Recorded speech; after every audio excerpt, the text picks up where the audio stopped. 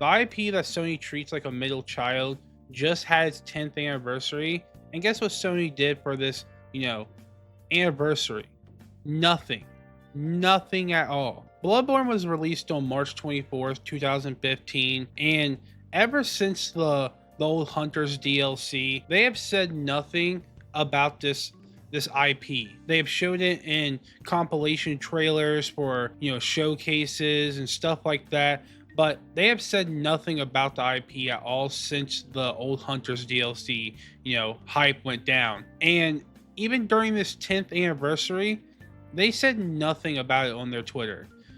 Usually they'll, congrats to their IPs for, reaching a big milestone like 10 years. God of War just had one for its 20th anniversary. I understand, God of War is a lot bigger of a IP than Bloodborne is. And, I agree there that, God of War should deserve, better treatment.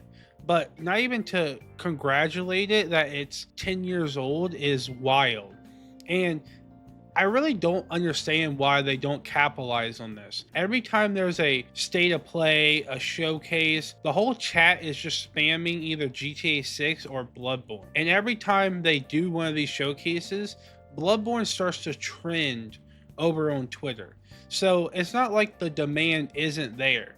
They would easily make $1 million plus from a remaster that costs $40. I mean, I would pay $70 for it. It's really been that long that if they went in there and, actually up textures, made it 60 FPS, add some better lighting. I mean, it already has really good lighting, but you know what I mean. I would pay $70 for that. And I know many others would as well. Or how about just a PC port? Like, screw a remaster.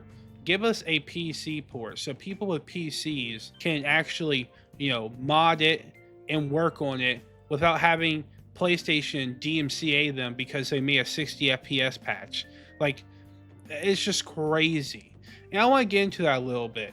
People will say, oh, they don't care about the IP. Well, they care enough to go out of their way to DMCA someone making a emulator version of the game that can do 60 FPS.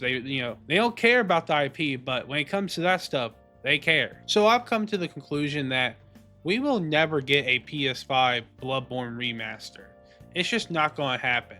Our only hope is for the PS6, which is rumored to come out in 2027, and even then, it might not happen, which is a shame. It's one of my favorite Sony IPs, and they do absolutely nothing with it. Not even, congratulate it.